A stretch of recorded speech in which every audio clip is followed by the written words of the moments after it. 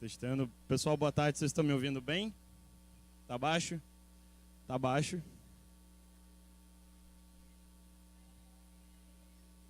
E agora? Tá bom? Um pouquinho melhor? Não vai dar para competir lá com o Feel the Feature. Mas eu falo um pouquinho mais alto. Vocês ainda estão com dificuldade de ouvir? Tá tranquilo? Beleza? Então vamos lá, pessoal. A gente vai falar um pouquinho aqui sobre indústria 4.0, né? E o que vocês, o que a gente tem a ver com isso. Todo mundo aqui já sabe o que é a indústria 4.0? Quem sabe o que é a indústria 4.0? Ninguém sabe o que é? Ideia vaga, beleza. Então vamos lá. Meu nome é Glauco Aguiar, tá? Eu sou técnico em eletrônica, sou engenheiro de telecomunicações, tenho pós-gerenciamento de projetos. Estou terminando meu mestrado em engenharia elétrica lá na UFAM. Sou de Manaus, tá? Já trabalhei aí durante muitos anos com telefonia via satélite, na Nokia. Fui responsável pela rede de fibra ótica lá da TIM da cidade. Fui professor durante 8 anos na FUCAP, que é uma instituição bem grande lá em Manaus. Essa é a minha quarta campus como palestrante. Eu já levei conteúdos aí para campus do Brasil todo. Fui o criador do Desafio Secop em 2016, que foi um hackathon. Todo mundo sabe o que é hackathon? Sabem? Então, a gente fez uma espécie de hackathon com treinamento durante um mês para 25 jovens da rede pública de Manaus. E depois de um mês, recebendo treinamento de internet das coisas, Arduino, robótica, esses meninos conseguiram fazer projetos assim que levaram premiação nacional, depois de um mês só de treinamento. Foi um hackathon com treinamento. Eu sou cofundador do Makers Manaus, a gente está tentando criar um Fab Lab lá em Manaus. E sou curador do Global Shapers, que é um grupo que existe no mundo todo, fomentado pelo Fórum Econômico Mundial, para jovens de 20 a 30 anos que exercem liderança em suas cidades. Ainda bem que eu trouxe minha mala, que eu vou ter que trocar de camisa umas 3 vezes cada palestra. Então, pessoal, hoje a minha menina dos olhos é a minha escola, né? Eu tenho uma escola de robótica e programação para crianças a partir de 6 anos. Então, essas crianças, ao entrar lá na escola, elas já estão tendo contato com a indústria 4.0. Elas já estão sabendo como lidar com isso da melhor forma possível. A gente vai ver aqui que é muita coisa legal pra caramba, para quem gosta de inovação, mas tem um outro lado macabro da coisa, tá? Então vamos lá. Eu não sei se vocês já pararam para pensar, já olharam aí que tá acontecendo alguma coisa muito incrível com a economia do mundo. Se a gente olhar para o Uber, né, ela é a maior companhia de aluguel de veículo, sendo que ela não tem carro. Você aluga o seu próprio carro. O Facebook, maior veículo de mídia, mas eles não fazem nenhum conteúdo, é você mesmo quem faz. O Alibaba, alguém já comprou aí no AliExpress e etc? Pô, bonzão, né? 6 meses depois chega, mas é bacana, né? Então, eles não têm estoque, cara, e é a maior empresa de venda do mundo. E o maior serviço de hotelaria do mundo é o Airbnb hoje em dia, e eles não têm um quarto. Então, dá para perceber que está acontecendo uma disrupção na economia muito grande. E isso a gente tem que ter isso em mente, que é uma oportunidade gigantesca para a gente mudar muitas coisas que não agradam a gente. Beleza?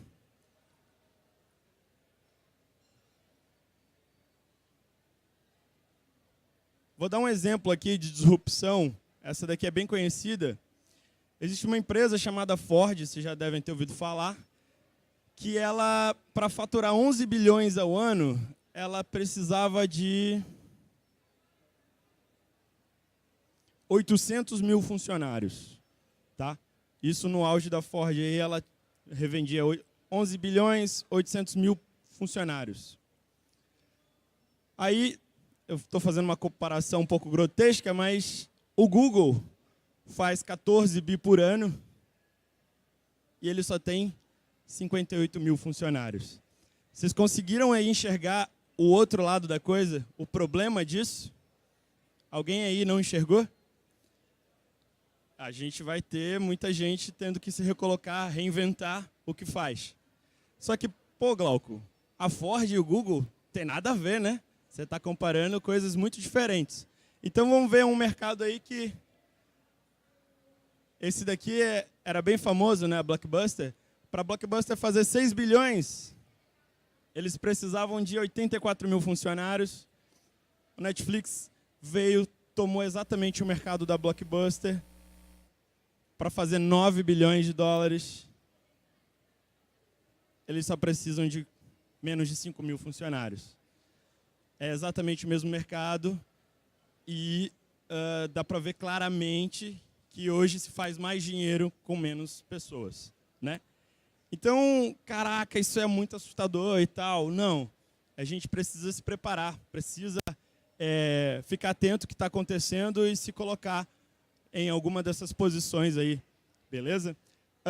Aqui é um resumo rápido das 4 revoluções industriais. A primeira aí foi o advento da máquina a vapor.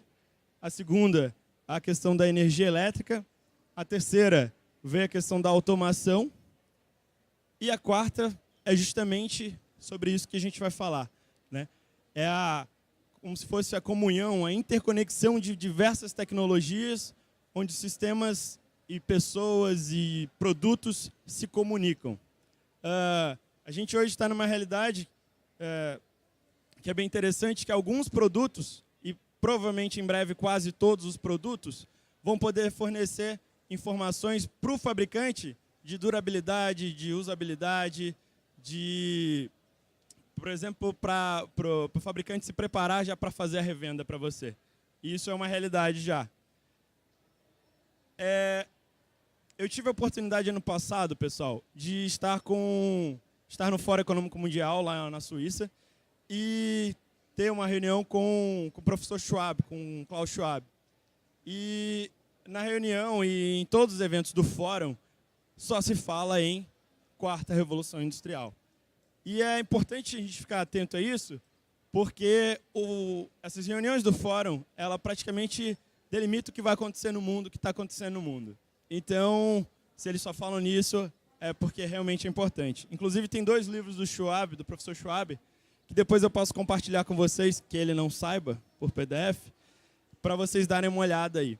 E no livro, ele divide 12 tecnologias emergentes que são fundamentais para o que está acontecendo na quarta revolução industrial. É importante a gente pensar e já saber de cabeça, já saber de primeira, que isso não é algo que só vai mudar a indústria. Eu não vou trabalhar na indústria, então tudo bem. Não. Se você quiser ser médico, isso vai te afetar. Se você quiser ser professor, isso vai te afetar.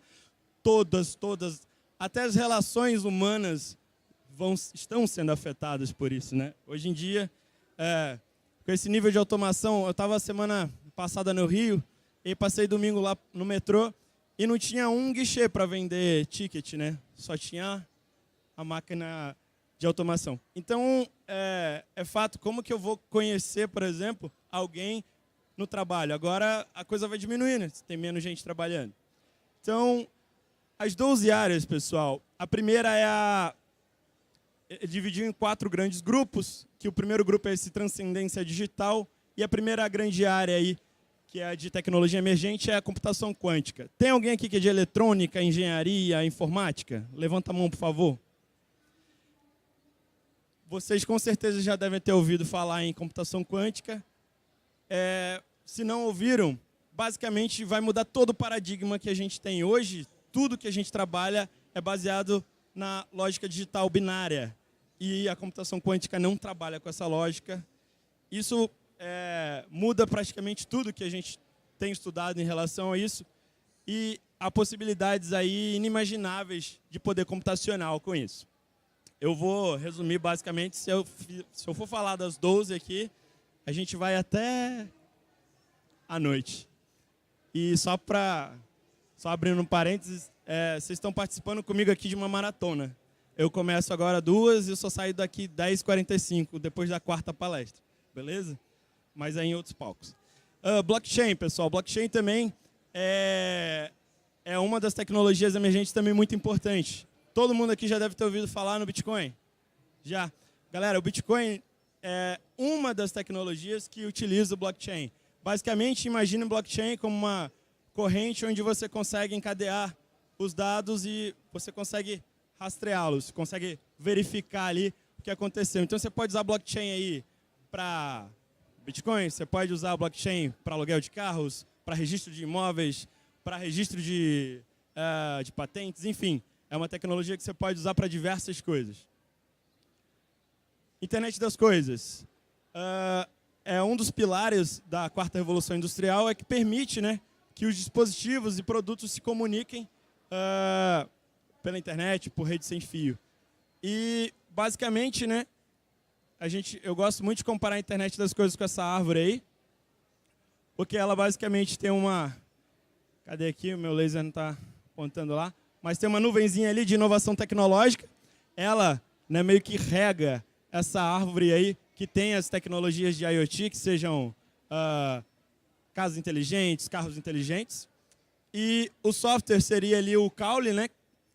E a raiz disso tudo são novos sensores, né, acelerômetro, GPS, enfim, e processamento embarcado e conectividade. Isso é o que vai fazer essas tecnologias de IoT crescerem.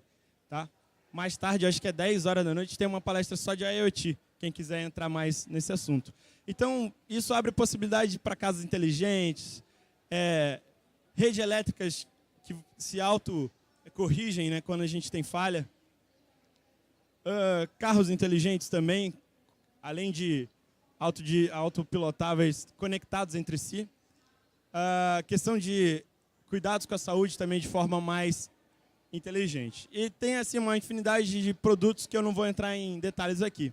E é um mercado assim absurdamente gigante, né? Quando a gente fala de IoT aí, tem em mente que até 2020 isso deve movimentar 17 trilhões de dólares. Cara, você tem noção quanto é 17 trilhões de dólares? Eu também não tenho noção. Não sei nem se dá para nadar nisso, não sei como é que é. Mas só para vocês terem uma comparação, isso é cerca de 6 vezes maior do que o nosso PIB anual. Então, tudo que a gente produz num ano, vezes 6, tá? É esse valor. O outro grande setor é a transformação física. E aí nele tem a inteligência artificial. Cara, outro dia, na verdade já tem uns anos, né, que tem música sendo feita por inteligência artificial.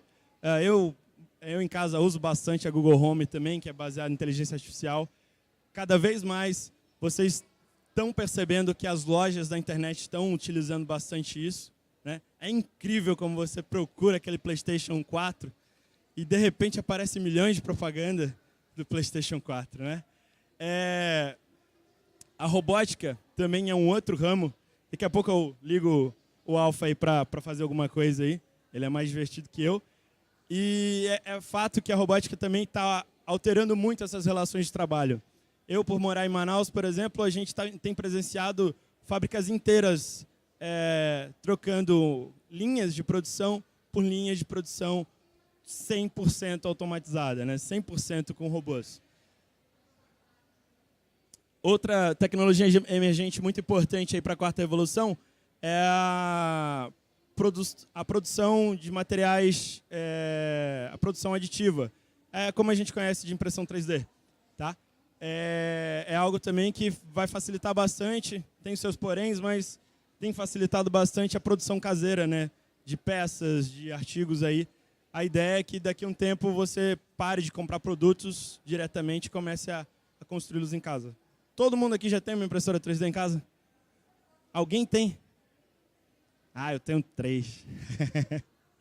Galera, é muito maneiro. Quando vocês puderem ter acesso, adquiram. Materiais avançados são materiais programáveis, né? Onde você pode, por exemplo, criar o produto e depois de alguma condição atingida, esse produto mudar de forma, mudar de cor, mudar de estrutura. Isso também é uma das tecnologias emergentes aí da quarta revolução industrial. Já deu para perceber que não é só na indústria que a coisa está mudando, né?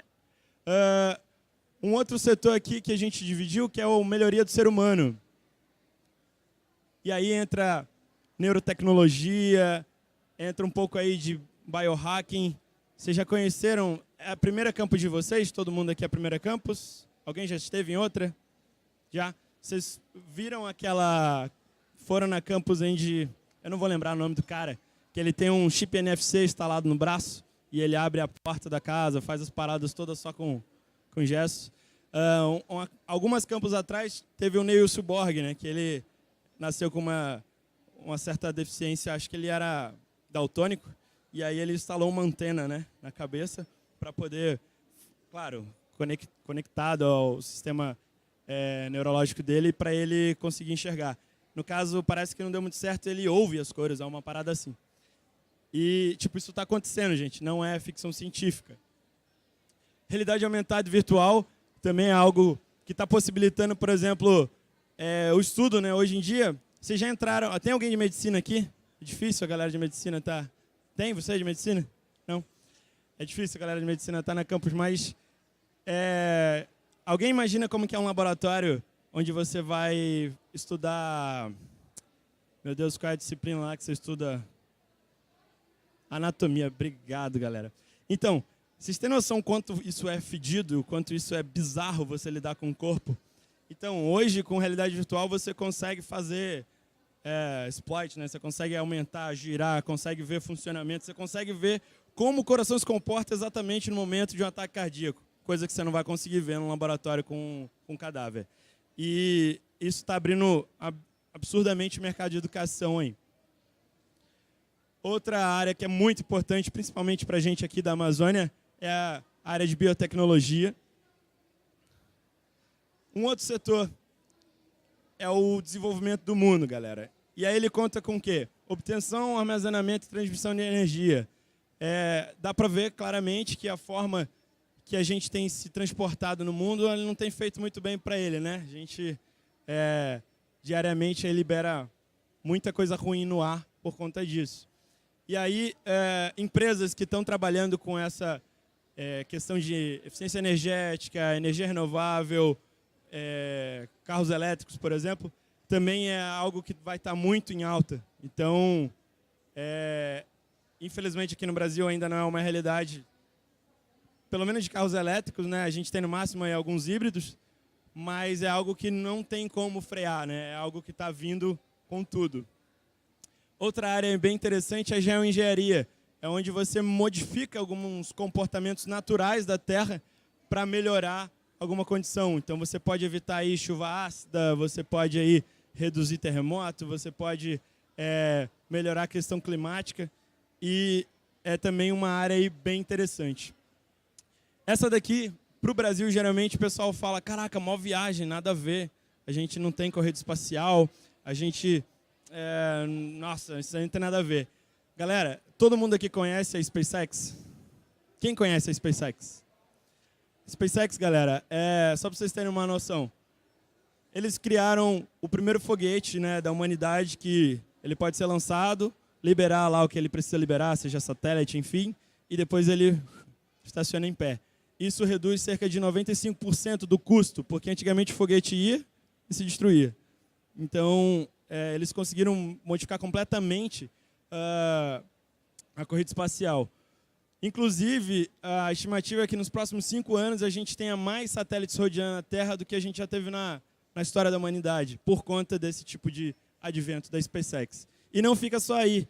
Ano passado, o Elon falou sobre o possível uso desses foguetes para transporte de humanos, né? E não para fora da Terra, e sim dentro. Então você vai, entra no foguetinho, sobe, é muito mais rápido se mover fora da estratosfera, desce em Dubai. Nova York para Dubai, se eu não me engano, era 1h30, uma coisa assim, ou 45 minutos, era uma coisa assim, era absurdamente mais rápido. Muita gente vai falar que isso é impossível, que não vai dar nunca, mas eles estão investindo bastante. E aí entra um assunto que é muito importante, com todas essas tecnologias, com toda essa automação, com tudo isso que é muito maneiro, foi que a gente começou a discussão, né? E aí, onde que eu vou trabalhar? Como que eu vou trabalhar? Praticamente todas as funções vão ser exercidas aí por robôs, por automação. Lembrando que robô não é só aquilo que tem corpo físico, igual o Alpha, tá, pessoal? Aquela URA legal que a gente liga, né? para cancelar algum serviço, é um tipo de robô. E aí existem, né, cargos aí que são extremamente eminentes de serem substituídos. Existe um estudo de Oxford, que vocês podem pesquisar na internet, que é Replaced by a Robot. Se você botar lá no Google, vai vir esse site lá, que foi baseado na pesquisa lá de Oxford. E eles apontam, você bota lá qual é a profissão, e ele aponta em porcentagem a chance dessa profissão não existir exatamente como ela é hoje. Tá? Quando a gente fala que as profissões não vão existir, a pessoa fala, ah, mas e aí, não vai ter mais médico, não vai ter mais advogado? Não vai existir da forma que é hoje, beleza? Então, a gente tem aqui, por exemplo, ó, funções que têm chance de 90% a 100% de serem substituídas. A gente tem aqui, nossa, a resolução não está legal, mas a gente tem aí, por exemplo, modelos, né? Não sei se vocês já viram, hoje em dia está tendo desfile já com drone, né? As roupas passam com dronezinho e tal. A questão de jurado de futebol, né? Juízes e tal, também, não igual na Copa, né? Que aquele foi meio mico porque tinha um humano por detrás daquilo. Enfim, qualquer tipo de digitador de documento, ou pessoas que precisam ficar verificando se o documento é legal ou não, também é 100% suscetível de substituição. A IBM Watson foi utilizada lá no Japão por uma empresa de seguradora de veículos, e eles substituíram 80% da mão de obra deles por robôs com IBM Watson. Né? Em 2 anos, eles já tinham tido o retorno, né, do investimento desses Watson. Então, é algo que realmente está acontecendo. Outros cargos aí que também estão na berlinda, e um deles é muito importante, é a questão dos motoristas. Né? Cada vez mais tem se investido muito em carros autopilotáveis e tudo mais. Então, é fato que a gente vai chegar num momento onde o Uber que a gente vai pedir vai vir sozinho. Né? E aí, isso vai alterar muito a economia de diversos países. Os Estados Unidos mesmo, por exemplo, eles têm uma quantidade absurda de motoristas de caminhão. Né? Vocês já ouviram falar no Semi da Tesla? É um caminhão autopilotável da Tesla que se propõe também a transporte de carga de forma autônoma, sem um ser humano. Então, esse lado aí é bem sinistro, né? E aí, aquela pergunta, né? Caraca, e agora? Ferrou, né? Ferrou. Você é youtuber, né? Tem algum youtuber aqui? Não? Pô. Beleza, então. Então, a gente vai ter que... Não sei se vocês assistiram a palestra de ontem, da abertura, e a Sharon falou bastante sobre desaprender, reaprender. E é fato que a gente vai ter que desaprender muita coisa. Tem muitos paradigmas aí que na nossa cabeça funcionam tranquilamente, mas que não vão fazer muito sentido. A Suíça colocou para plebiscito há 3 anos atrás, se eu não me engano, o Basic Income. Então, todo suíço que reside lá poderia receber, se eu não me engano, na época era, não sei se era 3.000 francos, eu não vou lembrar o valor exato, mas era um valor assim bem considerável para você não fazer nada. Você não precisa trabalhar, você poderia receber esse valor. E aí, em muitas economias do mundo, isso seria impossível. Na Suíça, não. E aí começou, na verdade, a se discutir muito sobre essa história do Basic Income. Gente, se eu consigo substituir 90% da minha mão de obra por máquinas e eu consigo aumentar o meu lucro com isso, por que eu não posso distribuir esse excesso de lucro, aí, essa abundância, com todo mundo? É meio complicado, né, baseado no capitalismo atual, mas se você parar para pensar, galera, por que a gente trabalha? Alguém sabe me responder por que a gente trabalha? Todo mundo vai responder por conta do dinheiro, não é isso? Então, imagina aí, né, num talvez futuro utópico, onde você tenha o Basic Income, você não precise trabalhar para se sustentar. Você vai poder pensar em outras coisas, ao invés do... Então, hoje a gente trabalha para ter dinheiro para viver. Não dá para ler aqui, mas aqui está escrito dinheiro para viver. E aí sobra outras áreas aqui, né? De bem-estar, de trabalho voluntário, de fazer coisas que você realmente acredita e tudo mais. 9 em cada 10 funcionários no Brasil não gostam do que fazem, mas continuam fazendo porque tem um monte de boleto no fim do mês. E com Basic Income, eu não estou falando que é a única solução e é a solução extremamente viável para o Brasil, não estou dizendo isso, tá? É utópico isso aqui para o nosso país. Mas a gente consegue parar para pensar em outras coisas. Por exemplo, em melhoramento, em self-improvement, né? Você consegue aí trabalhar a sua própria educação melhor. Você tem-se aí, né, que a gente teria aí a fase mais criativa da humanidade se a gente não precisasse trabalhar para pagar as contas da gente. Porque eu ia poder fazer música, eu ia poder fazer outras criações. Enfim, não é algo simples, mas saibam que todas as economias do mundo estão estudando formas de mitigar essa questão do desemprego em massa que está acontecendo com a quarta revolução industrial. Esse ano teve um evento do Fórum aqui em São Paulo, do Fórum Econômico Mundial, e a principal preocupação deles não é se o Brasil está na quarta revolução industrial. Ele está, não tem jeito, né? Com a economia globalizada atual não tem outra opção. A preocupação é se isso vai ser inclusivo ou se isso vai ser excludente, né? Se eu vou trazer mais pessoas para a riqueza ou se eu vou levar mais pessoas para a pobreza. Que bom que essa consciência existe. E aí é importante a gente parar para pensar. Deixa eu ver aqui. Tá tranquilão. É importante a gente parar para pensar o que a gente precisa mudar para a gente se adaptar ao que está acontecendo na quarta revolução industrial. E assim, é notório, é gritante que a principal coisa é a educação, né? Quem aqui é estudante? Eu também, galera, eu também sou estudante. Vocês gostam de estudar? Sim? Levanta a mão quem gosta muito de estudar. Caraca, mano, campus é muito maneiro, só tem nerd, né? Massa. Galera, eu também gosto de estudar, eu acho maneiro. Mas vocês acham que não teriam alguns modelos diferentes e melhores para estudar do que o que a gente usa hoje? Acho que não tem ninguém, até aquela professora mais velhinha concorda com isso. É fato, galera, que a educação precisa mudar drasticamente para ela atender o que está sendo proposto na quarta revolução industrial.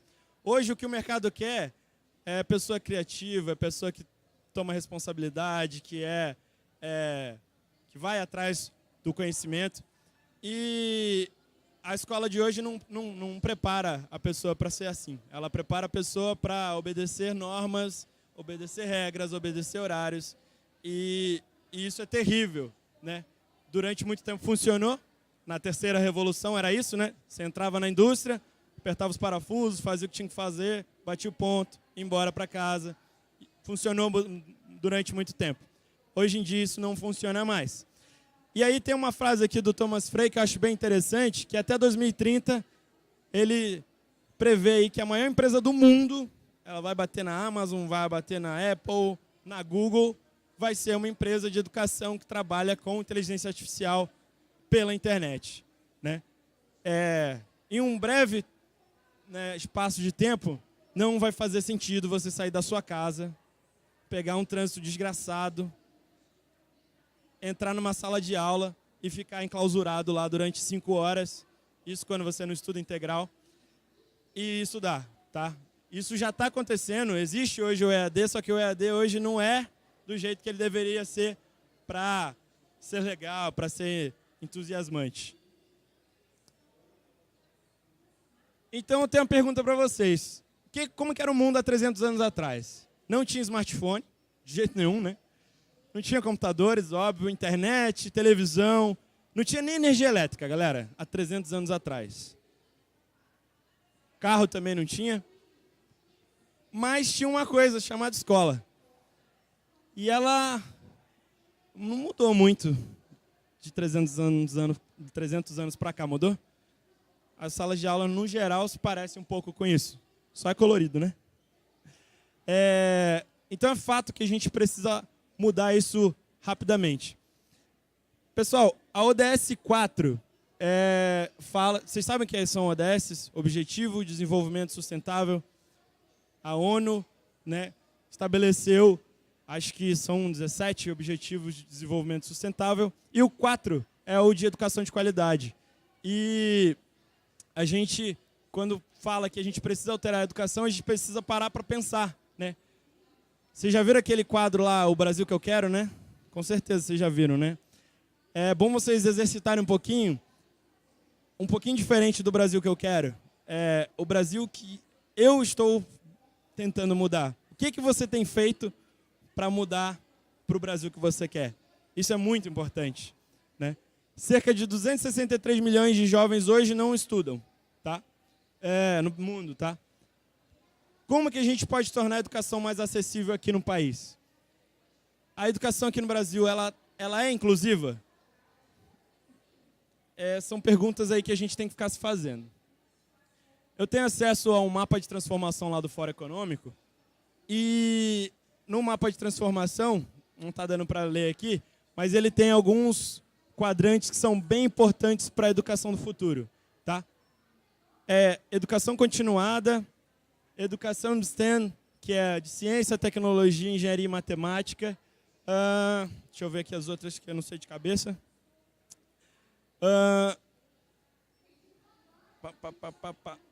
A educação inovadora, a qualidade básica de educação, que está ligada à ODS. E essas áreas aqui vão trazer, né, estão tentando trazer essas habilidades do século XXI. Hoje em dia, pessoal, essas habilidades cognitivas, interpessoais e intrapessoais, elas são extremamente importantes para a gente se colocar no mercado de trabalho. Então, o modelo educacional atual, ele não traz a gente para essas habilidades. Então, é por isso que a gente está tentando modificar a escola. Lá na escola, por exemplo, a gente trabalha de forma completamente diferente. Agora deu zoom, acho que eu pulei aquele slide. A educação continuada é uma delas. Antigamente, a gente entrava na escola com 6, 7 anos, 6, 5, sei lá, 7 anos, estudava, fazia faculdade, fazia talvez uma especialização, trabalhava o resto da vida e morria. Hoje em dia, você sai da faculdade, entra na pós, no mestrado, no doutorado, no pós-doc, continua, você morre e continua estudando, né? Essa é a realidade, né? A educação, ela hoje é continuada.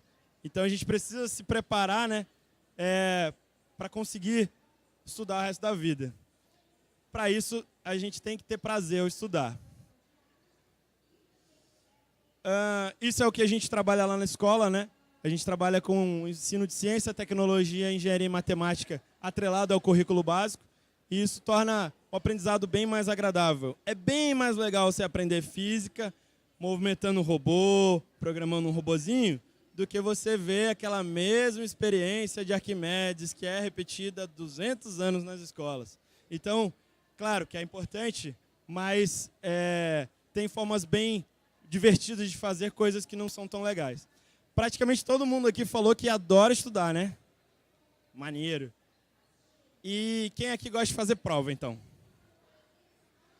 Galera, gosta de estudar, mas na hora da prova não curte, né? Tá bom. Então, existe uma forma de você avaliar conhecimento que é um pouco menos chata do que a prova regular, e eu trouxe aqui para vocês verem. Todo mundo está com o celular aí, notebook, alguma coisa para conectar? Eu vou dar para vocês um site para vocês entrarem, para a gente exercitar o que a gente aprendeu aqui nessa conversa que a gente teve, beleza? O site é esse aqui, ó, kahoot.it. Entrem nele, por favor. Gente, é Kahoot, K-A-H-O-O-T.it. Cuidado, que tem uns sites aí adultos que têm um nome parecido. Cuidado. Deixa eu ir abrindo aqui, peraí.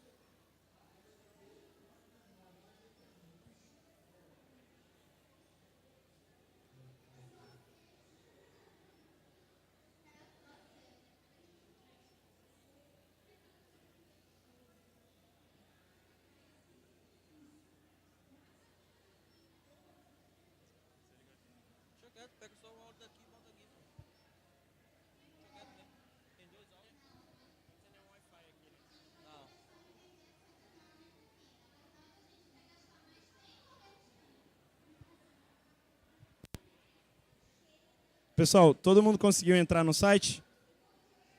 Eu vou só abrir um Wi-Fi aqui para mim, para eu poder fazer o desafio com vocês. Tá bom? Um minutinho.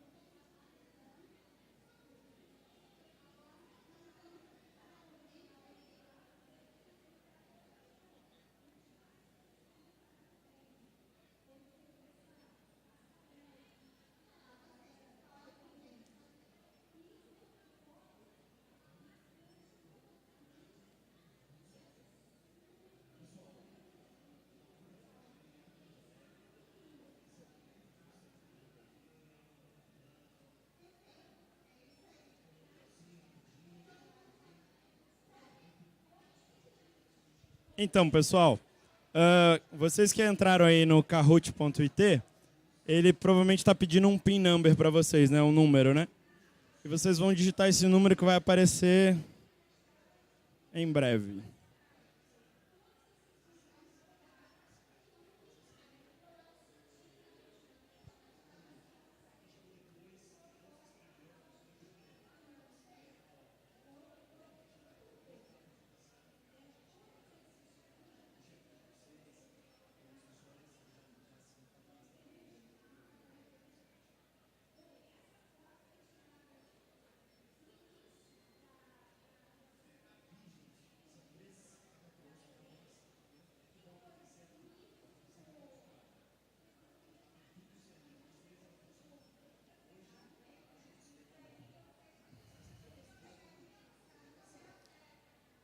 Vocês vão entrar com um PIN number que vai aparecer aqui, ó. 609 12 27. 609 12 27. Ele vai pedir um nickname para vocês. Por favor, não coloque nicknames impróprios.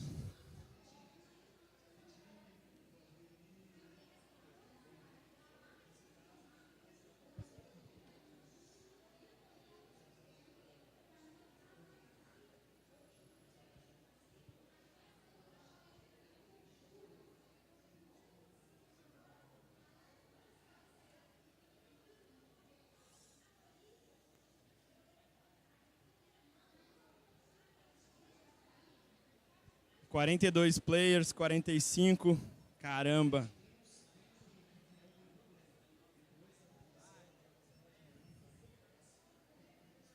Tem mais alguém querendo entrar aí? 1 minuto e a gente começa. Tomara que dê certo, porque tá pelo Wi-Fi do meu celular. Vamos lá. Eu aceito um roteador de presente hoje ainda, hein, galera? Para botar um Wi-Fi aí pra galera. Vamos lá, 51. Tem alguém ainda esperando para conectar? Pode botar a musiquinha. Baixinha. Beleza. Vamos lá, dole 1, dole 2, dole 3. Eu vou começar. Preste atenção que vão aparecer as possibilidades de respostas e elas são atreladas a uma forma geométrica. Círculo, triângulo, quadrado. Tá? E vocês vão responder no celular de vocês o círculo, triângulo, quadrado, que é correspondente lá à opção. Ok?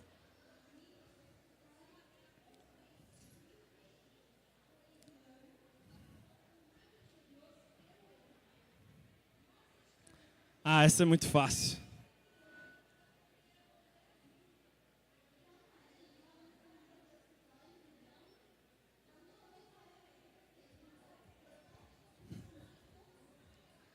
Essa aí até o Alfa sabe.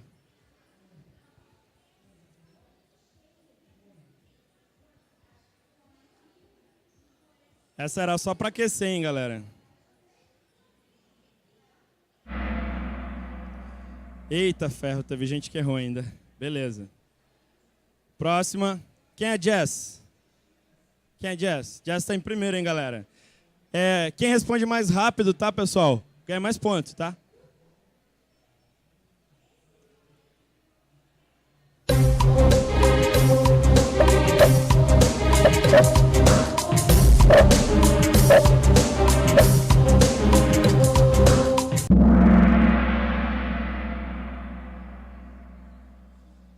Beleza. Ih, passaram a Jazz, hein? Vamos ver aqui.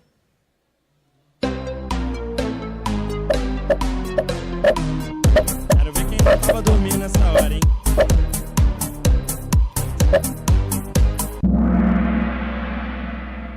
Não.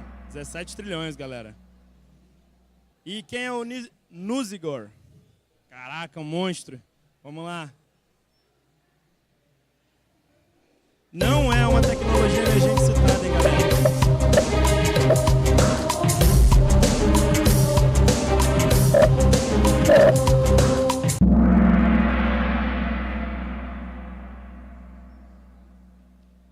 Não é, pessoal, não é. Não é. Kamikaze passou, hein? Faltam duas, hein? Vamos ver quem vai ganhar.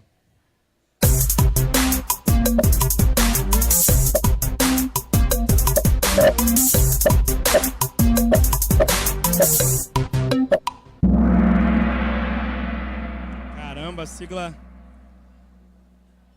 Com certeza. Ixi, Maria. A Polly tá vindo com tudo. Quem é Polly? Ah, essa daí tá muito fácil. Quem for mais rápido, hein?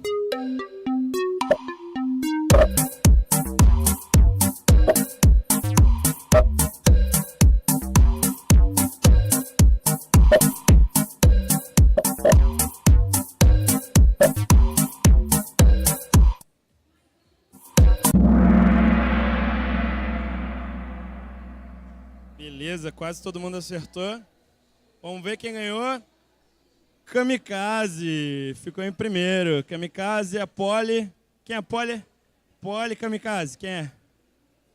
Kamikaze, Polly, Nuzigor. Ficou em terceiro. Galera, essa aí, por exemplo, é uma forma da gente fazer uma avaliação, fazer uma prova. Aquela mesma prova que vocês odeiam, né? E eu também, tá? Só para ser sincero com vocês.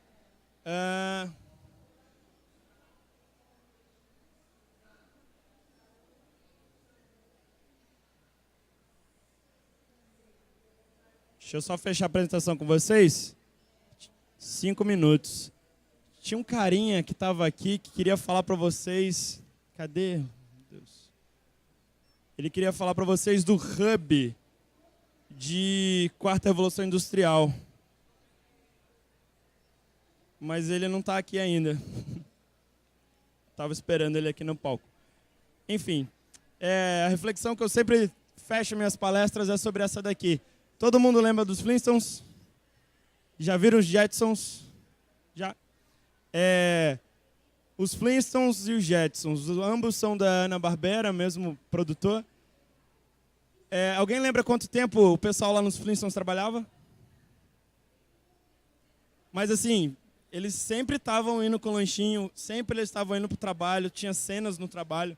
E o do Jetson, o Sr. Jetson, vocês lembram dele trabalhando? Ele ia lá, apertava os botõezinhos, meia hora ele estava em casa para curtir a vida com a família. Eu sempre me pergunto se eu estou trabalhando em algo, né, que está levando a gente mais para próximos dos Jetsons ou para os Flintstones. Por mais que a gente tenha inovação tecnológica, a gente cada vez mais está preso nos Flintstones. A gente trabalhava 12, hoje tem gente que trabalha 16 horas por dia. Então, sempre que vocês estiverem direcionando, né, escolha de mercado de vocês, de trabalho, enfim, tem que se aproximar mais dos Jetsons. Se vocês vão criar tecnologia, criem coisas que poupem tempo, que façam bem, tá? Que não escravize, por favor. Então, essa aí a minha visão da quarta revolução industrial. Eu agradeço vocês, muito obrigado. Eu sei que está quente pra caramba. Aqui está fresquinho, tem um ar-condicionado aqui só para mim. Todo mundo olhou. Tem não, tá quente pra caramba aqui também, galera. E é isso. Acho que eu tenho uns 2 minutinhos ainda. Dá para fazer uma pergunta? 2? Dá para fazer, né? Se alguém tiver alguma pergunta aí sobre quarta revolução industrial, perguntas mais hardcore, não faço, tô brincando. Pode fazer, fiquem à vontade aí.